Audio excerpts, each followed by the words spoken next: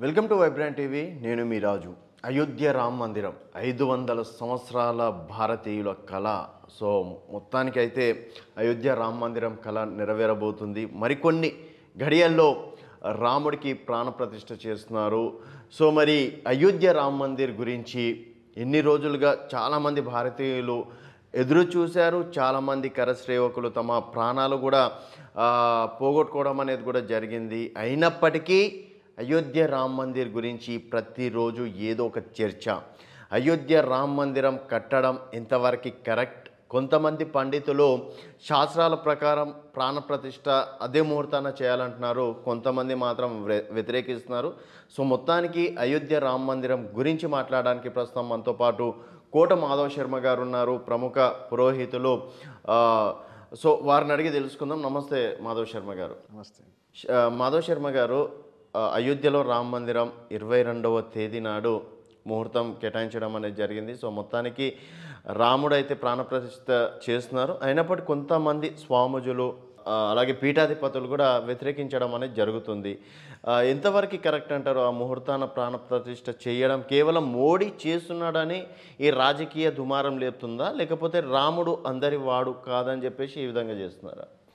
అయోధ్య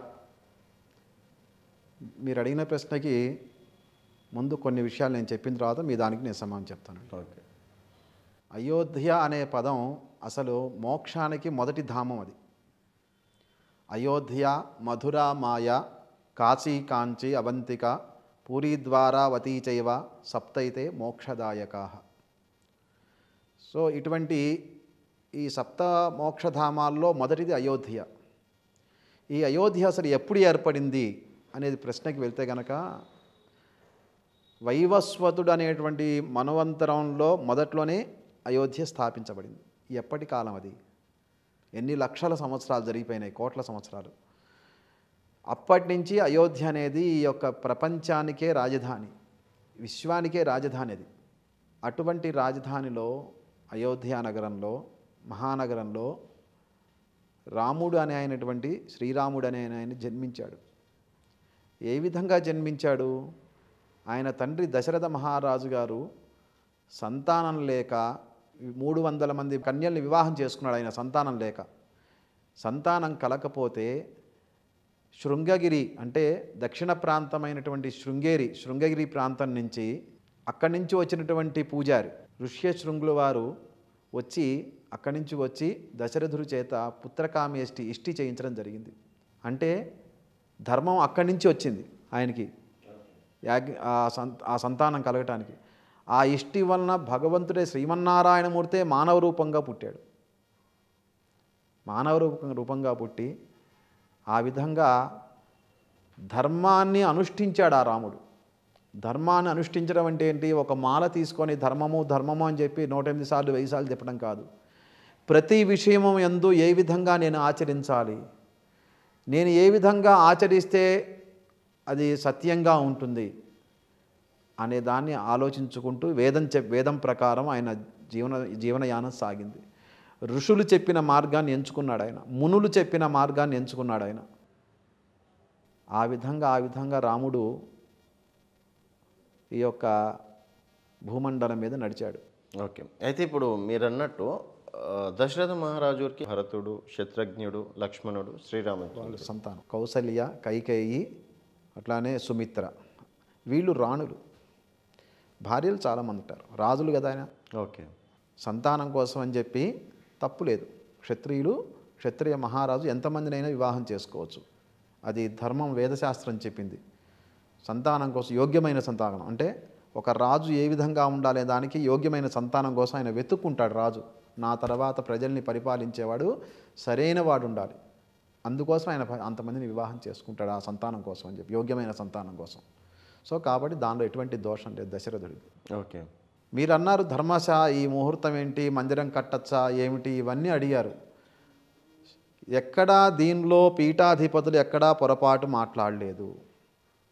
పీఠాధిపతులు ఏం మాట్లాడారు? ఏదైతే ముహూర్తం నిర్ణయించారో జనవరి 22వ తారీఖు మధ్యాహ్నం 12 గంటల 29 నిమిషాల 8 సెకండ్ల నుంచి ముహూర్తం ప్రారంభమవుతుంది.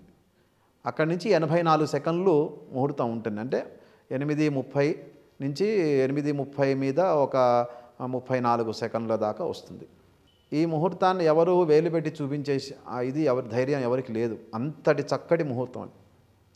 పీఠాధిపతులు కూడా చాలా సంతోషించారు. ఏ పీఠాధిపతి కెమెరా ముందుకు వచ్చిన ఇంటర్వ్యూ ఇస్తున్నానని చెప్పి ఎవరు ఇవ్వలేదు. పీఠాలకి ఒక ఆయన పీఠాధిపతి అంటే సన్యాసి అంటే ఏంటి? నకర్మణాన ప్రజయాధనే నత్యాకే నైకే అమృతత్వమా నశుహు. నాది అంటే అనేది అక్కడ ఏమీ లేదు ఆయనకి. సన్యాసికి నాది అనేది లేదు ఆయన. కానీ అక్కడ ప్రధానమంత్రి మోడీ గారికి ఏంటి? నాది అనేది ఉంది అక్కడ. నాది, నా దేశము, నా రాజ్యము, నా ప్రజలు, దానికోసం నేను మందిరాన్ని నేను ప్రతిష్ఠిస్తున్నాను అనేటువంటి నా అనేటువంటి పదం ఉంది అక్కడ ఆయనకి. కానీ సన్యాసి పీఠాధిపతులకు వచ్చేటప్పుడు నా అనే పదం ఉండదు వాళ్ళకి. సో కాబట్టి వాళ్ళు అక్కడికి వచ్చి ఏం చేయాలి? అక్కడ కూర్చొని ఒక్కళ్ళే వచ్చి. కాబట్టి దాని గురించి వాళ్ళకి దోషమేం లేదు. అది కూడా వాళ్ళేమి ఇంటర్వ్యూ ఏమి ఇవ్వలేదు. వాళ్ళకు చక్కగా అందరికీ 4 పీఠాధిపతులకి వాళ్ళకి ఆ పత్రం అందింది, ఆహ్వాన పత్రం. మీరు రండి, దయచేయండి, మీ యొక్క ఆశీస్సులు కావాలని. కానీ ఒక పీఠాధిపతి వస్తే పీఠం కదిలి వస్తుంది. అక్కడంత ప్లేస్ ఉందా? ఎంతమందికి వాళ్ళకి ప్లేస్? 7 నుంచి 10,000 మంది వ్యవస్థ మాత్రమే చేయగలుగుతున్నారు. ప్రపంచం నలుమూల నుంచి వస్తున్నారు. ఇప్పటి వరకు 55 దేశాల నుంచి అతిథులు వస్తున్నారు. ఇది కాకుండా భారతదేశంలోంచి వెళ్ళేటువంటి కొంతమంది ముఖ్యమైనటువంటి వాళ్ళు వెళ్తున్నారు అక్కడికి. కాబట్టి 4 పీఠాధిపతి 4 పీఠాలు కదిలి వచ్చి అక్కడ కూర్చోాలంటే సగం పైన స్థలం వాళ్ళకే కేటాయించాలి. ఇది కుదురుతుందా? కుదిరే పనేనా? అందుకనే స్వామీజీలు మేము వచ్చి తర్వాత దర్శనం చేసుకుంటాం, మా ఆశీర్వచనం ఇక్కడి నుంచే ఉంటుంది అని చెప్పి అందరు పీఠాధిపతులు చెప్పారు. కొంతమంది ఏ పీఠాధిపతి కూడా ముహూర్తాన్ని వ్యతిరేకించలేదు. సార్ ఇంకోటి, ఇప్పుడు చాలామంది ప్రముఖులు కావచ్చు, కాంగ్రెస్ నాయకులు కావచ్చు, వాళ్ళు రాముడు అన్ని గుళ్ళలో ఉంటాడు, ఏ గుడికి వెళ్ళినా అదే రాముడు, అయోధ్యకి వెళ్ళి ప్రత్యేకించి మేము దర్శించుకోవాల్సిన అవసరం లేదు, మేము మా ఇంటి దగ్గర గుడిలో కూడా మేము దర్శించుకుంటాం, కావాలని భారతీయ జనతా పార్టీ దీనిపైన రాజకీయం చేస్తుందని చెప్పేసి. సో దీన్ని ఏమంటారు? అంటే నిజంగానే ప్రతి ఊర్లో అయితే రాముని గుడి అయితే ఉంటుంది, అక్కడ దర్శించుకుంటారు, ఆ రోజే ప్రత్యేకంగా అక్కడికి వెళ్ళాలని రూల్స్ లేదు కదా? అక్కడే మసీద్ ఎందుకు మరి? ఆ అయోధ్యలో బాబర్ అనేవాడు అసలు ఈ దేశం వాడే కాదు. 1526లో వచ్చాడు దండ ఎత్తి. 28లో నవంబర్ 1528 నవంబర్ మాసంలో దాన్ని కూల్చడం జరిగింది, దాడి చేసి. 30న వెళ్ళిపోయాడు. 1530లో ఇక్కడి నుంచి వెళ్ళిపోయి అక్కడ ఆఫ్ఘనిస్తాన్లో చచ్చిపోయాడు. మనకి సంబంధం లేదు అసలు. మరి అక్కడ వానికి మసీద్ దేనికి? అంటే కాంగ్రెస్ వాళ్ళు అసలు బాబ్రీ మసీద్ అనే పేరే లేదు 1942 వరకు, 47 వరకు. తర్వాత వీళ్ళు పెట్టారు బాబ్రీ మసీద్ అని. ఆనాటి వరకు బాబ్రీ మసీద్ లేదు, అదొక వివాదాస్పద కట్టడమే. ఓకే, అసలు బాబ్రీ మసీద్ అనే పేరే లేదు. కాబట్టి మరి వాళ్ళు ఆనాడు చెప్పారు కదా, అక్కడ ఒక స్కూల్ కట్టుకోవాలంటే బాగుంటుంది కదా, ఆ స్థలంలో గుడి ఎందుకు కట్టాలి, రాముడిని ఎందుకు పెట్టాలి, హాస్పిటలే కట్టచ్చు కదా, 5 ఎకరాల స్థలం ఇచ్చారు కదా అక్కడ. ఇప్పుడు వీళ్ళు అక్కడ గుడి కట్టచ్చుగా, అక్కడ పాఠశాల, అక్కడ హాస్పిటల్లో పెట్టచ్చని అడగరే వీళ్ళు. ఓకే, అక్కడ ఏమైనా బాబర్ ఏమన్నా చేశాడా? బాబర్ ఏమన్నా చచ్చిపోయిన ప్లేస్ అది కాదు కదా. ఏం మాట్లాడుతున్నారు? ఈ రాముడు అందరివాడు. ప్రతి గ్రామంలోనూ ప్రతి సందులోనూ రాముడు ఉంటాడు, ప్రతి రోడ్లోనూ రాముడు ఉంటాడు. నేను రాముడిలాగా బతకాలని కోరుకుంటాడు ప్రతి తల్లిదండ్రులు. నా బిడ్డ రాముడిలాగా ఉండాలి, నాకు వచ్చే అల్లుడు రాముడిలాగా ఉండాలి అని ప్రతి దంపతులు కోరుకుంటారు. కాబట్టి కాంగ్రెస్ వాళ్ళు మాట్లాడే మాటలకి విలువ లేదు. అందుకనే సత్యము ఎట్లా ఉంటుందంటే, ఎంత రావాలనిపించినా కూడా ఆ ముహూర్తం ఉంటుంది చూసారు, రాముడి యొక్క రేపు లగ్నం యొక్క ముహూర్తము సామాన్యమైన ముహూర్తం కాదు అది. దానిలో కొన్ని యోగాలు ఉన్నాయి. దానిలో పసయోగం అని ఒకటి ఉంటుంది, పసయోగం అంటారు.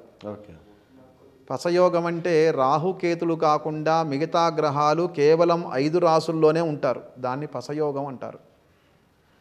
ఆ విధంగా పసయోగం పడితే ఆ ముహూర్తము ఆయనకి విపరీతమైన ధనం వచ్చేస్తుంది. ఆయన దగ్గరికి ధర్మపరులే వస్తారు.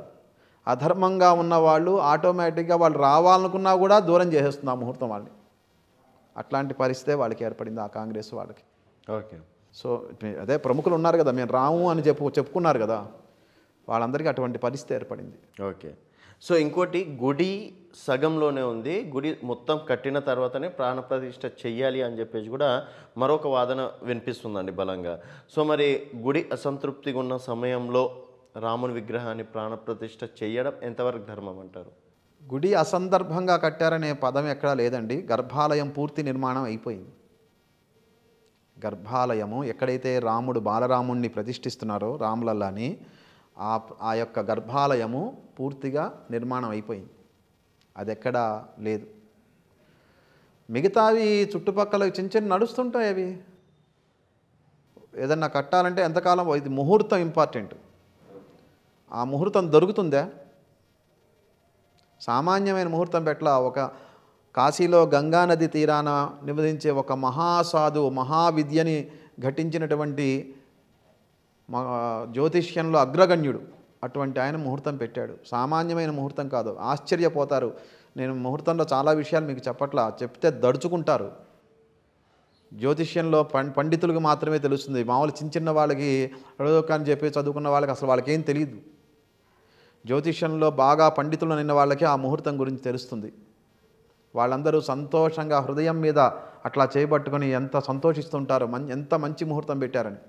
కాబట్టి దేవాలయం ఏదైతే గర్భాలయం ఉందో ఆ నిర్మాణం పూర్తి అయిపోయింది. ఓకే. లోపల ఏం లేదు, అక్కడ చక్కగా ప్రతిష్ఠించవచ్చు. మీ ఇల్లు కట్టుకుంటారు, ఇల్లు కట్టుకునేటప్పుడు ముహూర్తం వచ్చేస్తుంది, నిర్మాణం పూర్తి కాదు అని చెప్పి నీ ముహూర్తం ఆపుతావా? కడుతూ ఉంటారు. ముందు ముహూర్తం పూర్తి, తలుపులు పెట్టేసి ముందు ముహూర్తం పూర్తి చేసేసి తర్వాత నడుస్తూ ఉంటుంది. పెట్టిన ముహూర్తానికి దృఢమైంది దాదాపు 1000 సంవత్సరాల అది. రాముడు ప్రాణప్రతిష్ఠ జరుగుతున్నది రేపు. ఆ ప్రాణప్రతిష్ఠ యంత్రంలో జరుగుతున్నది సామాన్యం. అప్పటి వరకు అది రాయి శిల, అదొక రేకు ముక్క యంత్రము. కానీ ఎప్పుడైతే ప్రాణప్రతిష్ఠ జరిగిపోతున్నదో ఆ సమయంలో అదొక తేజోవంతం అయిపోతుంది. అదొక తేజోవంతం అయిపోతుంది. ఓకే. కాబట్టి అనేక మంది విదేశస్తులు, కొంతమంది దుర్మార్గులు, దుష్టులు ఉంటారు, శత్రువులు, వాళ్ళందరూ భయపడిపోతున్నారు. 500 సంవత్సరాలు మనం కూలగొట్టింది వాళ్ళు మళ్ళా హిందువులు అంగవేస్తున్నారు, శుభగడి వాళ్ళ పడింది మళ్ళా, ఇది ఎట్లా ఎదుర్కోవాలని చెప్పి వాళ్ళు భయపడిపోతున్నారు, భయకంపితులు అవుతున్నారు. సో ఇప్పుడు రాముడు ఆ ముహూర్తాన్ని అక్కడ ప్రతిష్ఠిస్తే, అంటే మీరు చెప్పిన ప్రకారం భారతదేశం ఏమైనా మార్పులు చేర్పులు చెందవచ్చు అంటారా? భారతదేశంలో ఆల్రెడీ మార్పులు ప్రారంభమైనాయి. భారతదేశమే కాదు, యావత్ ప్రపంచంలోనే మార్పులు ప్రారంభమైనాయి. మీకు తెలీదు. మీరు ఒకసారి ఆలోచించండి. ఇవాళ ఏ ప్రపంచంలో ఎక్కడ ఏది జరగాలన్నా సరే భారతదేశంతో చర్చిస్తున్నారు. భారతదేశంతో చర్చించకుండా ముందుకెళ్ళట్లేదు. అటువంటి స్థితి మన దేశానికి వచ్చింది. రాముడు అక్కడ ప్రతిష్ఠిస్తున్నాడు కాబట్టే మన ఐపీసీ మారిపోయింది, మన చట్టాలు మారిపోయినాయి. రాముడు వచ్చేటప్పుడు ఇవన్నీ రెడీ చేసుకున్నాడు, మీకు తెలియదు. రాముడు వచ్చేటప్పుడే మహిళా రిజర్వేషన్ వచ్చేసింది. రాముడు అవన్నీ సరి చేసుకుంటున్నాడు తాను. నేను వస్తున్నానంటే మన రాజ్యం ఏ విధంగా ఉండాలి అనేటువంటి ఒక దృక్పథం ఏర్పడిపోతున్నది. ఓకే. అసలు శ్రీరాముడు అయోధ్యలోనే జన్మించాడు, అయోధ్యలోనే ఉన్నాడన్న దానికి సాక్ష్యాలు ఏమైనా ఉన్నాయంటారా? అదేగా రామజన్మభూమి. వేదంలో ఈ ప్రశ్న సుప్రీంకోర్టులో అడిగారు. సుప్రీంకోర్టులో ఎవరైతే బాబ్రీ మసీద్ యాక్షన్ కమిటీ నుంచి, కాంగ్రెస్ నుంచి 24 మంది లాయర్లు వెళ్ళి కాంగ్రెస్ పార్టీ నుంచి రాముడు లేడు అని చెప్పి ఒక అఫిడవిట్ ఇచ్చారు. అఫిడవిట్ ఇస్తే జడ్జిలు అడిగితే ఆనాడు రామానంద మఠం నుంచి వేదంలోనే ఉంది రాముడు ఫలానా చోట ఫలానా ప్రాంతంలో అక్కడ పుట్టాడని చెప్పి వేదమే చెప్పింది. పీఠాధిపతులు జడ్జిలు ఆశ్చర్యపోయారు. ఇంత కరెక్ట్గా ఉంటే రాముడు లేరంటారండి అని చెప్పి ఎదురు తిరిగారు. ఎక్కడ ప్రతి విషయంలోనూ సుప్రీంకోర్టుని సమాధానపరిచారు. మీరే మామూలు ప్రశ్నలు అడగలేదు జడ్జిలు. ఎక్కడ ప్రతి దాన్ని అంగుళం కెలికారు. చివరికి ఇవ్వక తప్పలేదు వాళ్ళకి. ఓకే. హిందూ సమాజం గెలిచింది. హిందూ సమాజం 500 సంవత్సరాల పాటు పోరాడింది. 4.5 లక్షల మంది అక్కడ ప్రాణ త్యాగం చేశారు. అనేకమైన కొన్ని లక్షల మంది జీవితాలు సమర్పణ అయిపోయినాయి. ఇది సామాన్యమైన విషయం కాదు. ఒక రాముడికి మందిరం కట్టడానికి కొన్ని కోట్ల మంది కుటుంబాలు, 20 కోట్ల మంది కుటుంబాలు ఈ భారతదేశంలో 45 రోజుల్లోనే ఆయనకు వచ్చిన ప్రతి రూపాయి కూడా వైట్ బ్లాక్ మనీ రాలా, ధర్మమైన ధనం వచ్చింది అక్కడికి. ప్రతి కౌంటు కరెక్ట్గా మెయింటైన్ చేశారు. 45 రోజుల్లో ఇంత టార్గెట్ వాళ్ళు అడిగింది, వాళ్ళు కోరుకుంది 1800 కోట్లే మందిర ఖర్చు, కానీ ఎంత వచ్చింది? ఆ విధంగా హృదయాల్లో నిండి ఉన్నాడు రాముడు. ఈ భారతదేశం యొక్క ఆత్మ రాముడు. మరెందుకు రాముణ్ణి కేవలం భారతీయ జనతా పార్టీకి అంకితం చేస్తున్నారు? ఇక్కడ ప్రతి ఒక్కరు ఏదో ఎన్నికలు ఉన్నాయి, ఎన్నికల హడావిడి కోసమే అంటే ఈ టైంలో రాముని ప్రాణప్రతిష్ఠ చేస్తున్నారు, ఎన్నికల కోసమే అయోధ్య రామ మందిరం కడుతున్నారు అని చెప్పేసి ప్రతి ఒక్కరు విమర్శించడం అనేది జరుగుతుంది, ఒక భారతీయ జనతా పార్టీ నేతలు తప్ప. అట్లా ఏం లేదు. మీరు అనుకున్నటువంటి కాంగ్రెస్ పార్టీలో కూడా ఎవరైతే రాజీవ్ గాంధీ ఉన్నాడో ఆయనే తలుపులు తెరమన్నాడు. తలుపులు తెరిపించి శిలాన్యాసానికి అనుమతి ఇచ్చిందే రాజీవ్ గాంధీ, ఆ కాంగ్రెస్ పార్టీ ప్రధానమంత్రి. వాళ్ళు చెంపలు వేసుకుంటారా ఇవాళ? ఆమె ఎవరైతే ఉన్నారో ఆయన భార్య, ఆయన బిడ్డలు, నా తండ్రి ఇంత ఎదవ పని ఎందుకు చేశాడు అని చెప్పి వెళ్ళి తలకు గోడ గుద్దుకుంటారు. పోని రాముడికి తలుపులు తీసింది ఆయనే కదా, శిలాన్యాసం చేయడానికి ఆయనే కదా అనుమతి ఇచ్చింది. ఇప్పుడు వాళ్ళ తండ్రి ఎదవా? చెప్పి రోడ్డు మీద మీడియాకు వచ్చి చెప్పమనండి, వేస్ట్ గాడు పనికిరాడు తప్పు చేశాడని చెప్పనండి, చూద్దాం. ఆ ధైర్యం ఉంది వాళ్ళకి. సో కాంగ్రెస్ పార్టీలో కూడా దేశభక్తులు ఉన్నారు కొంతమంది. ఒక సర్దార్ పటేల్, ఎవరైతే దేశభక్తులు ఉన్నారో వాళ్ళందరినీ తప్పించేసింది ఆ కాంగ్రెస్ పార్టీ. రాముణ్ణి 1947 నుంచి రామ మందిరాన్ని కట్టకుండా ఫ్రిడ్జ్లో పెట్టేసింది కాంగ్రెస్ పార్టీ. కాబట్టి కాంగ్రెస్ పార్టీ ఈ దేశానికి ద్రోహమే చేసింది, కానీ ఈ హిందూ ధర్మానికి అన్యాయమే చేసింది. ఎప్పుడు హిందువుల్ని విడదీసి విభజించు పాలించు అనేటువంటి బ్రిటిష్ వాళ్ళ సూత్రాన్నే వాళ్ళు నెత్తిన పెట్టుకున్నారు. ఓకే. సో మొత్తానికి ఆ రోజు ప్రతిష్టాపించడం కావచ్చు, ఆ మహత్యం గురించి ఏమన్నా చెప్తారు? భారతీయులందరూ ఒక పండగ అది. భారతీయులే కాదు, మొత్తం విశ్వం పండగ. రాముడు ఈ ప్రపంచం మొత్తాన్ని పరిపాలించాడు. ఆనాడు రాముడు పరిపాలిస్తున్నప్పుడు ప్రజలందరికీ ఎక్కడా ప్రతి జంతువుకి జీవరాశి వాళ్ళ ధర్మం ప్రకారం అన్నీ అందినాయి, ఎవరి ఇబ్బంది లేదు. ఆ విధంగా రాముని యొక్క పరిపాలన సాగింది. అట్లానే ఇప్పుడు కూడా ప్రపంచం మొత్తం రెడీ అవుతున్నది. ప్రపంచం మొత్తం ధర్మమైన పాలన కోసం రెడీ అవుతున్నది. అన్ని చోట్ల ఎవరెవరు ఎక్కడెక్కడ ఇబ్బందులు పడతారు, ఆ శత్రువులందరూ నశించిపోతారు. ఆ దుర్మార్గులందరూ దుష్టులందరూ నశించిపోవడానికి సిద్ధమవుతుంటారు. ఒక 14 సంవత్సరాలు వ్యధ అనుభవించాడు పరిపాలనకి రావడానికి. శ్రీరాముడు వనవాసం అనే పేరుతో 14 సంవత్సరాల వ్యధ ఆయనకి. ఆ వ్యధలో మళ్ళా భార్యని రావణుడు తీసుకెళ్ళాడు, అదొక 10 మాసాలు ఇంకొంచెం వ్యధ. అట్లానే ఇక్కడ 500 సంవత్సరాల వ్యధ ఇక్కడ మనకి. ఓకే. ఇక్కడ ఆయన 1528లో పోయింది కదా మందిరం. చివరిగా కట్టినటువంటి విక్రమాదిత్యుడు కట్టినటువంటి మందిరం అది, విక్రమాదిత్య మహారాజు కట్టినటువంటి మందిరం అది. ఆ మందిరాన్ని వాళ్ళు కూల్చి దాని మీద కట్టారు. ఈ 500 సంవత్సరాలు మనకి 300 సంవత్సరాలు, వాళ్ళకి ఒక సంవత్సరం దేవతలకి. ఓకే. మనకి 360 రోజులు, వాళ్ళకి ఒక రోజు. సో ఈ విధంగా ఆలోచిస్తే కనుక రాముడికి ఎంత వ్యధ కలిగింది? ఒక సంవత్సరం మీద ఒక 6 నెలలు వేసుకోండి. కాబట్టి ఆయన ఆ పడగొట్టినప్పుడు ఆయన మూర్ఛలో ఉన్నాడు అనుకోండి. ఆయన తేరుకున్నాడు మళ్ళీ ఇవాళ. ఆయన తెచ్చుకున్నాడు తన యొక్క రథసారథిని తెచ్చుకున్నాడు, నరేంద్ర మోడీ గారిని. ఆయన రథసారథి నరేంద్ర మోడీ. ఆయన ప్రతిష్ఠించడానికి ఆయనకే హక్కు ఉంది. ఏ విధంగా జీవించాడు ఈ 10 సంవత్సరాల్లో? ఎక్కడన్నా పరిపాలనలో ఎక్కడన్నా వేలెత్తి చూపించేది ఉందా? వీళ్ళందరూ వెళ్ళారు, చాలా కుంభకోణాలు జరిగినాయని చెప్పి ఎక్కడన్నా ఒక కుంభకోణం ఉన్నా ఆయన చూపించగలిగారా? ఇప్పుడు శ్రీరామచంద్రుని ఒక రాజుగా ఆదర్శంగా తీసుకోవాలా, ఒక దేవునిగా కొలవాలా?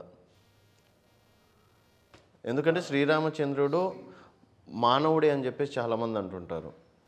మరి శ్రీరామచంద్రుని మానవునిగా చూడాలా, రాజుగా చూడాలా, దేవునిగా చూడాలా? శ్రీరాముడి యొక్క చరిత్రని ఒక మానవుడి చరిత్రగానే వినాలి. దేవుడు అని కనుక చూస్తే కనుక ఏమీ అర్థం కాదు. రావణుడు ఏమని కోరాడు? పరమేశ్వరుణ్ణి, ఈశ్వరుణ్ణి. యక్షుల వలన కానీ, గంధర్వ వలన కానీ, దేవతల వలన కానీ, వీళ్ళెవ్వరి వలన నాకు నరులు వానరులు వాళ్ళ వల్ల నాకు అసలు ఎటువంటి ఇబ్బంది లేదు, వాళ్ళ అవసరం లేదు అంటే వాళ్ళు నరులు వానరులు ఒక వెంట్రికల కింద చూశాడు ఆయన రావణుడు.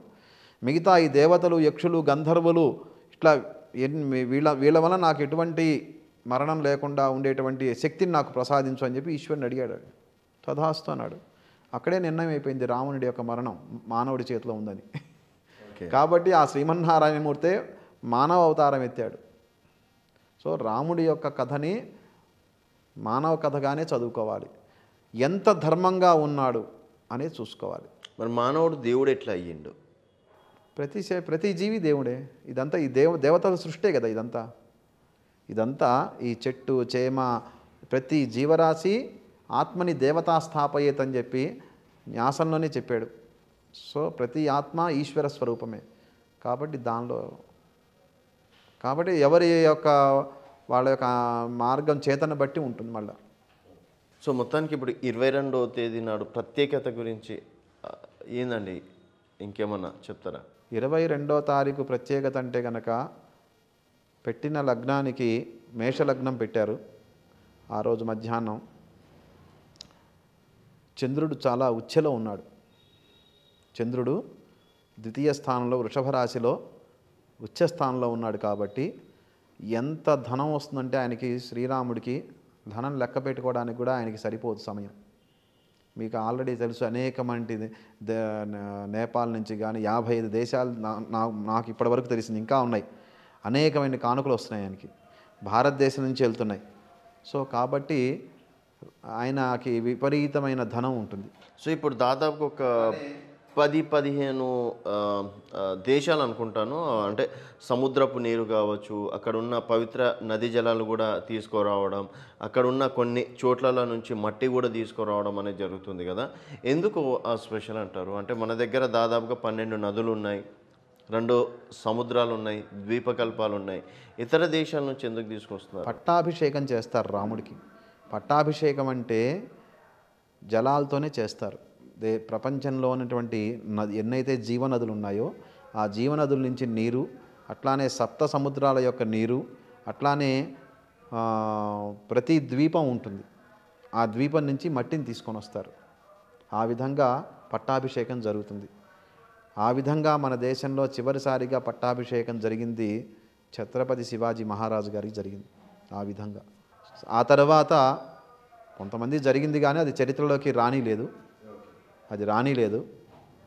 జరిగింది బాగానే, అట్లా ఏం లేదు. సో కాబట్టి 22వ తారీఖు అదొక చంద్రుడు మంచి స్థితిలో ఉన్నాడు. అట్లానే లగ్నాధిపతి అయినటువంటి కుజుడు భాగ్యంలో ఉన్నాడు. నక్షత్రాధిపతి అంటే మృగశిర నక్షత్రం రోజున ప్రతిష్ఠిస్తున్నారు. మృగశిర నక్షత్రానికి అధిపతి కూడా కుజుడే, ఆయన భాగ్యంలో ఉన్నాడు. అట్లానే బుధుడు, శుక్రుడు వీళ్ళు కూడా భాగ్యంలో ఉన్నారు. ఒక 3 గ్రహాలు 9వ ఇంట్లో ఉన్నాయి. అట్లానే 10వ ఇంట్లో శని భగవానుడు ఉన్నాడు. అట్లానే గురువు లగ్నంలోనే ఉన్నాడు. అది ఒక విశేషం.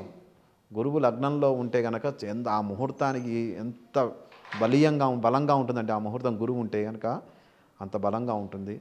అట్లానే అమలయోగం అని ఒకటి ఉంటుంది.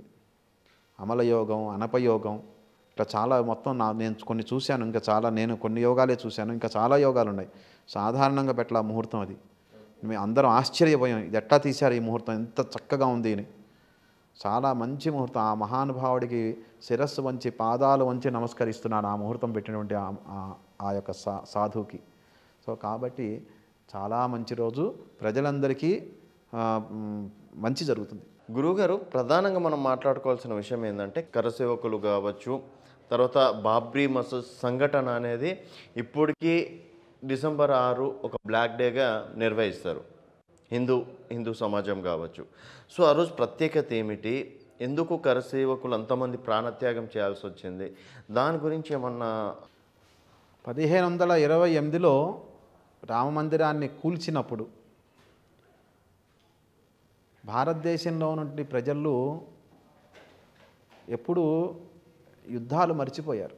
యుద్ధం చేసేవాళ్ళు అదేంటే శక్తి వీరులే, కానీ మనలో ఆనాడు కూడా దేశద్రోహులు ఉన్నారు. మనలో ఉన్నటువంటి అనైక్యతని వాళ్ళు క్యాష్ చేసుకొని ఆ రామ మందిరాన్ని కూల్చి మొత్తం కూల్చలేకపోయారు. ఆ గోడల మీదే వాళ్ళు వివాదాస్పదం కట్టనని ఒక 3 డోములుగా కట్టారు. ఆ కట్టినప్పటి నుంచి ఆ రోజున 1500 ఏదైతే కూల్చారో ఆ ఒక్క రోజున 2 లక్షల మంది చనిపోయారు. ఒకటే రోజు. ఆ ఒక్క రోజున 2 లక్షల మంది హిందువులు ఊరినే పోలాది. రాముడి మందిరం ఊరికనే పోలేదండి. 2 లక్షల మంది ఆ రోజు చనిపోయారు, ప్రాణత్యాగం చేశారు. ఆ తర్వాత ఒక 77 పోరాటాలు జరిగినాయి. 77 పోరాటాలు. ప్రతి పోరాటానికి 1000 మంది, 5000 మంది, 10,000 మంది ఇట్లా ప్రాణార్పణ చేశారు. 1947లో సోమనాథ మందిరం కట్టినప్పుడు అవకాశం వచ్చింది రామ మందిరం గురించి. కానీ ఆనాటి నెహ్రూ ప్రభుత్వం అసలు సోమనాథ మందిరమే కట్టద్దన్నాడు.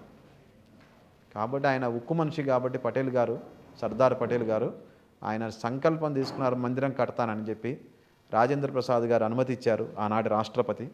కాబట్టి మందిరం కట్టారు, భవ్యంగా నడుస్తున్నది. రామ మందిరం కూడా ఆయన ఆలోచన చేశారు, కానీ నెహ్రూ ఆ మందిరాన్ని ఫ్రిడ్జ్లో పెట్టాడు. హిందువులు పైకి రాకూడదు, హిందువులు కనుక పైకి వచ్చి వాళ్ళ చరిత్రను తెలుసుకుంటే మనకి ఇబ్బంది వస్తుంది అని చెప్పి కాంగ్రెస్ పార్టీ ఆ నిర్ణయం తీసుకొని వ్యతిరేకించింది. ఆ విధంగా 1984లో కోర్టు తలుపులు తీయమంది. 1984లో అయోధ్య తలుపులు తెరవమంది, మందిరం తలుపులు. ఓకే. తలుపులు తెరిచిన తర్వాత రాజీవ్ గాంధీ ప్రభుత్వం మళ్ళా ఆ షాబానా కేసులో వాళ్ళు కోర్టు తీర్పు ఇచ్చింది ఆ అమ్మాయికి భరణం ఇవ్వాలని. వెంటనే ముస్లింలు అందరూ గొడవ చేసేటప్పటికి వాళ్ళ ఓట్లు పోతాయని చెప్పి, ఓటు బ్యాంక్ రాజకీయాల కోసం అని చెప్పి మళ్ళా రాజ్యాంగాన్ని మార్చి వాళ్ళు ఎంతమంది అయినా చేసుకోవచ్చు అని చెప్పి, ఎంతమంది చేసుకోవచ్చు వాళ్ళ ఇష్టం అని చెప్పి ముస్లింలకు ఇచ్చారు. హిందువులు ఎక్కడ వ్యతిరేకిస్తారో అని చెప్పి, హిందువుల యొక్క ఓట్లు ఎక్కడ పోతాయో అని చెప్పి మళ్ళా కేవలం మెప్పు కోసం ఆ యొక్క మందిరాన్ని యొక్క తలుపులు తెరిచి శిలాన్యాసం మీరు చేసుకోవచ్చు అని చెప్పి గేటు తాళాలు తీశాడు రాజీవ్ గాంధీ. సో కాబట్టి ఇప్పుడు తలుపులు తీసి శిలాన్యాసం చేసి శంకుస్థాపన చేసిన తర్వాత గుడి కట్టకుండా ఉంటారండి? కట్టాలి కదా. సో కాబట్టి మళ్ళా అదే కాంగ్రెస్ ప్రభుత్వం మళ్ళా అడ్డుపడింది, అదే కాంగ్రెస్ ప్రభుత్వం.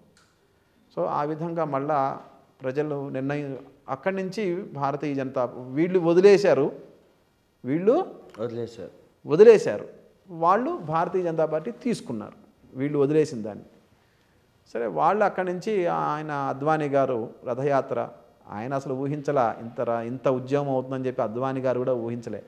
కాబట్టి ఆయన మాటల్లోనే మీరు వినొచ్చు. అది ఒక మహా ఉద్యమం, ఆయన ఊహించని దానికన్నా దాటిపోయింది అది ఆ ఉద్యమం అయోధ్య. సో కాబట్టి ఆ 1990 మొదటి కరసేవ అది ఎట్లా జరిగిందంటే, ప్రతి ఇంటికి అయోధ్య నుంచి ఒక జ్యోతి అన్ని గృహాలు, భారతదేశంలోని ప్రతి ఇంటికి వెళ్ళింది. ప్రతి గృహానికి రామజ్యోతులు వచ్చినాయి. ప్రతి ఇంట్లో ప్రతి గ్రామం నుంచి దాదాపుగా కరసేవకుడు నేను వస్తున్నాను రాముడి కోసం అని చెప్పి, నా ప్రాణం పోయినా పర్వాలేదు నేను వస్తున్నాను అని చెప్పి, ఆ విధంగా 4 లక్షల గ్రామాల నుంచి కరసేవకులు వచ్చారు. 4 లక్షల గ్రామాల నుంచి వచ్చారు. ప్రత్యేకంగా ఆంధ్రప్రదేశ్ నుంచి, భారతదేశంలో కన్నా ఆంధ్రప్రదేశ్ నుంచే ఎక్కువ మంది వెళ్ళారు. మా ఇంటి నుంచి కూడా వెళ్ళారు ఓకే కరసేవకి. సో కాబట్టి ఆనాడు ప్రభుత్వం అక్కడ లోకల్గా సమాజ్వాదీ పార్టీ ములాయం సింగ్ గారు అక్కడ ప్రభుత్వం, ఇప్పుడున్న ఆయన పెద్ద ఆయన ఉన్నాడు ఇప్పటికి కూడా. అప్పుడు ఆయన వ్యతిరేకించాడు, కరసేవకుల మీద కాల్పులు జరిపాడు. ఆ యొక్క సరయూ నది బ్రిడ్జి మీద కరసేవకులు ఉంటే ఆ 9 గంటల ముహూర్తం ఏదో పెట్టారు ఆనాడు. 9 గంటల ముహూర్తానికి వెళ్ళి పైకెక్కి జెండా ఎగరవేశారు. అనుకున్న ప్రకారం నువ్వు ఎన్ని అడ్డంకులు సృష్టించినా కూడా అన్ని బారిగేట్లు దారుకుంటూ వెళ్ళిపోయి పైకి వెళ్ళి ఎగరవేశారు భగవద్ధ్వజాన్ని. సో ఆ కోపం పట్టలేక ఆయన ఎక్కడ ముస్లిం ఓట్లు పోతాయో అని చెప్పి ఆయన ఎటువంటి నిరాయుధుల మీద శాంతిపరంగా చేస్తున్నటువంటి వాళ్ళ మీద కాల్పులు జరిపాడు ఆయన. సో కాబట్టి అదొక బాధాస్వరూపమైంది. వాళ్ళందరూ ఎంతమంది చనిపోయారు అనేది ఇంకా అంకె బయటికి రానిలేదు కూడా. సో కాబట్టి చాలామంది ఆ యొక్క సరయూ నది దగ్గరే ఎక్కువ మంది చనిపోయారు. నదిలో దూకేసిన వాళ్ళు ఉన్నారు. ఇట్నుంచి కాల్పులు, అట్నుంచి కాల్పులు, మధ్యలో 2000 మంది ఉన్నారు. ఎంతమంది నదిలో దూకారో తెలియదు, ఎంతమంది కొట్టుకుపోయారో తెలియదు. చాలామంది నదిలోంచి శవాల్ని బయటికి తీశారు. ఈ కాల్పుల్లో చనిపోయిన వాళ్ళని ఇసుకలు మూట కట్టి ఆ నదిలో పారేశారు, వాళ్ళ అడ్రస్లు కూడా దొరకకూడదని. ఎవరైతే జెండా ఎగరవేశారో ఎదురుగ్గా నుంచోబెట్టి కాల్ చేశారు ఆ కొఠారి బ్రదర్స్ని. ఆ విధంగా 90 కరసేవ విజయవంతమైంది. హిందూ గెలిచాడు. ఆనాడు ముహూర్తానికి జెండా ఎగరేస్తా ఉన్నారు కదా, ఎగరవేశారు. ఆ తర్వాత 92లో మళ్ళా కరసేవ జరిగింది. ఆనాడు రామశిలలు వచ్చినాయి, మొదట్లో రామజ్యోతులు వచ్చినాయి. ఈసారి మందిరం కట్టడానికి రామశిలలు బయలుదేరినాయి. ప్రతి ఇంటికి రామశిల వచ్చింది పూజ చేయడానికి, ప్రతి గ్రామానికి ఒక రామశిల వచ్చింది. అట్లా 4 లక్షల శిలలు వెళ్ళినాయి రామశిల. అక్కడ అయోధ్యలో ఉన్నాయి 4 లక్షల రామశిలలు అయోధ్యలోకి చేరినాయి. అప్పుడు కూడా అట్లా ప్రతి ఇంటికి వదిలి అప్పుడు కూడా కరసేవలు. రూపాయి పావాలని అడిగింది. నువ్వు 1,00,000 రూపాయలు ఇవ్వు, నువ్వు 50,000 ఇవ్వని ఎవరిని అడగల. ఈ హిందూ సమాజం ఇబ్బంది పడకూడదు, రూపాయి పావాలని అడిగింది. నువ్వు రూపాయి పావాలనే ఇవ్వు. ఆ రూపాయి పావాలతోనే ఖర్చులు, రూపాయి కూడా ఎక్స్ట్రా ఖర్చులు చేయాల. వెళ్ళిన కరసేవలు కూడా మిగిలిపోయిన డబ్బును అందజేశారు. మళ్ళీ ఎవ్వరు కూడా ఇంటికి చేరుకోగానే ఇంట్లోకి వెళ్తున్నాను, ఇదిగోండి ఈ డబ్బులు నాకు ఇంకా అవసరం లేదు, మిగిలిపోయినాయి అక్కడ ఉపయోగించండి. కోర్టుల్లో పోరాడుతుంటే డబ్బులు అయిపోయినాయి విశ్వ హిందూ పరిషత్ దగ్గర. డబ్బులు అయిపోతే ఆనాడు పుల్లారెడ్డి గారు ఇక్కడ, రాముడు డబ్బు లేనివాడు కాదు, ఈ హిందూ సమాజం మొత్తం బతికున్నంతకాలం రాముడు ఉన్నవాడే, ఢిల్లీలో నా ఇల్లు ఉంది అమ్ముకోండి అన్నారు. అమ్ముకోండి, కేసులు వాదించండి అన్నారు. సో ప్రతి కార్యకర్త తన మనస్సు, తన ధనము, తన శక్తి అన్ని శరీరాన్నే అర్పణ చేశాడు. ఆ విధంగా 92 కరసేవ జరిగిపోయింది. తీసేశారు. ఎన్నిసార్లు వెళ్తారు లక్షల మంది కరసేవకి, ఎన్నిసార్లు దాన్ని ఆ వివాదాస్పద కట్టడం ఏదన్నా పూజ చేసేది ఏదేమన్నా? అక్కడ ఏమన్నా మసీద్ జరుగుతుందా? నమాజ్ ఏం జరగట్లేదు అక్కడ. ఏ రోజైతే కూల్చారో ఆ రోజు మాత్రమే నమాజ్ చేశారు. కట్టిన రోజు కూడా నమాజ్ చేయలేదు అక్కడ ఎవడు. కాబట్టి అది మసీద్ ఎట్లా అవుతుంది? ఇరాక్ సద్దాం హుసేన్ అనే ఒక ఆయన ఉన్నాడు, అమెరికా వాళ్ళు చంపారు. ఆ సద్దాం హుసేన్ చెప్పాడు, మా దేశంలో ఉంటే కనుక అసలు అది ఎప్పుడు అది మసీద్ కాదు, అసలు అది రామ మందిరమే అన్నాడు ఆయన. విదేశీ ముస్లిం రాజులే ప్రకటించారు ఆ విధంగా. సో వీళ్ళందరూ ఈ సోకాల్డ్ పీపుల్ కొంతమంది ఉన్నారు మన దేశంలో, దేశద్రోహులు. తల్లి పాలు తాగి తల్లి రొమ్మునే నరికేవాళ్ళు వీళ్ళు. మీరు కమ్యూనిస్టులు అనుకోండి, లేకపోతే కాంగ్రెస్ అనుకోండి, ఇంకెవరైనా అనుకోండి, దేశద్రోహానికి పాల్పడ్డారు వీళ్ళందరూ. రామద్రోహం అంటే దేశద్రోహమే. రాముడు సత్యంగా ఉన్నాడు, ఏనాడు ఎక్కడ పడిపోలే, సత్యంగా నుంచున్నాడు, అట్లా ధైర్యంగా నుంచున్నాడు. సత్యంగా ఎట్లా ఉండాలో చూపించాడు, సత్యంగా ఉండేవాడు ఉన్నారు ఆనాటి నుంచి. ఓకే. సో కాబట్టి ఆ విధంగా రామ మందిరం కట్టుకుంటున్నాం మనం. సో ఇంకోటి అండి, ఈ మధ్యకాలంలో ఒక మంత్రి, పేరు చెప్పాల్సిన అవసరం లేదనుకుంటాను, సో ఒక మంత్రి ఏమన్నారంటే, ఇంటింటికి రాములోరి అక్షింతలు వెళ్తున్నాయి కదా, అవి కోపియన్ బియ్యము, రేషన్ బియ్యము, ఆ రేషన్ బియ్యాన్ని తీసుకెళ్ళి ఇంటింటికి ఇస్తున్నారు అన్నట్టు కూడా కొన్ని వ్యాఖ్యలు చేయడం అనేది జరిగింది. నిజంగా అక్షింతల ప్రత్యేకత ఏమైనా ఉందా? ప్రతి ఇంటికి పంచారు కదా, దాని ప్రత్యేకత ఏమన్నా? ఆయన పదంలో అక్షింతలు అంటే చివాట్లు, క్షతలు కానివి అక్షతలు. అక్షింతలు అంటే చివాట్లు. ఓకే. క్షతలు అంటే క్షతలు కానివి అక్షతలు. ఏదైతే విగ్రహం ఉందో ఆ విగ్రహాన్ని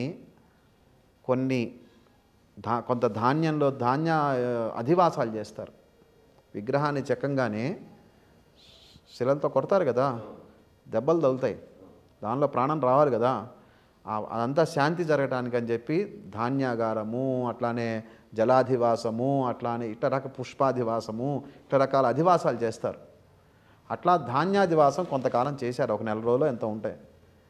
ఆ ధాన్యం మొత్తాన్ని అక్షతలుగా తయారు చేసి ప్రజలకి ప్రసాదంగా పంపించారు. ఆ రోజున మీ శిరస్సును వేసుకోండి, ప్రసాదం అన్నమాట, రామప్రసాదం అందుతుంది. దీనిలో తప్పే ఉందండి. మన ఇంటి దగ్గర దేవాలయం ఏమన్నా ప్రతిష్ఠ చేస్తే ఆ ధాన్యాగారం చేసినటువంటి అధివాసం చేసిన ఆ ధాన్యాన్ని ఏమన్నా పారేస్తున్నామండి? వంట వండిస్తున్నాము, లేకపోతే అయ్యగారు మీరు తీసుకెళ్ళండి అంటున్నారు. సో కాబట్టి అక్కడ ఏం జరిగింది? ఆ అక్షతల్ని సరయూ నదిలో పారేలా ప్రపంచం మొత్తానికి పంపించారు. ప్రపంచం మొత్తానికి పంపించి మీ శిరస్సు మీద వేసుకోండి అని చెప్పి పంపించారు. వాడికి ఏం తెలుసు అండి? వానికి ఏం తెలుసు? ఓకే. ధర్మం అంటే ఏం తెలుసు? సత్యం అంటే వాడు ఏదో మాట్లాడాడు, నోరికి ఏదో వచ్చింది మాట్లాడాడు. సో కాబట్టి ఇవన్నీ ప్రజలు చూస్తున్నారు, ఇవన్నీ ప్రజలు చూస్తున్నారు. కాబట్టి ఆ మాటలు పట్టించుకోవాల్సిన అవసరం లేదు. అవన్నీ ఇట్లాంటి వాళ్ళు చాలామంది వచ్చారు, పోయారు. ఓకే. సో ఫైనల్గా ఏం చెప్తారు అయోధ్య రాముని గురించి? సత్యము ముందుకు వస్తున్నది, సత్యము ముందుకు వస్తుంది. భారతదేశం మళ్ళా సత్యదేశంగా భారతదేశం, భారతం అంటేనే సత్యము, సత్యంగా ధర్మంగా జీవిస్తారు. ధర్మమే మళ్ళా రాజ్యం వెళుతుంది. ఓకే అండి, thank you so much. And అందరికీ శ్రీరాముడి ఆశీర్వాదాలు కూడా ఉండాలని చెప్పేసి కూడా కోరుకుందాం. ధన్యవాదాలండి. సో మొత్తానికైతే శ్రీరాముడు ప్రాణప్రతిష్ఠ చేసే సమయం గురించి కూడా